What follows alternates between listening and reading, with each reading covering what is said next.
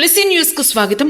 మాజీ శాసనసభ్యులు కందుకూరు నియోజకవర్గం వైఎస్ఆర్సీపీ ఇన్ఛార్జ్ బుర్రా మధుసూదన్ యాదవ్ ఆదేశాల మేరకు వలేటివారిపాలెం మండలం అంకభూపాలపురం మరియు రామచంద్రపురం గ్రామాలలో బాబు షూరిటీ మోసం గ్యారంటీ రీకాలింగ్ మేనిఫెస్టో కార్యక్రమం జరిగింది.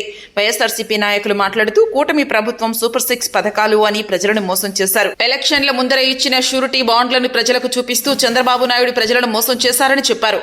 కూటమి ప్రభుత్వం చేసిన మోసాలను QR కోడ్ స్కాన్ చేపించి ప్రతి ఇంటికి తిరుగుతూ వారు వివరించారు.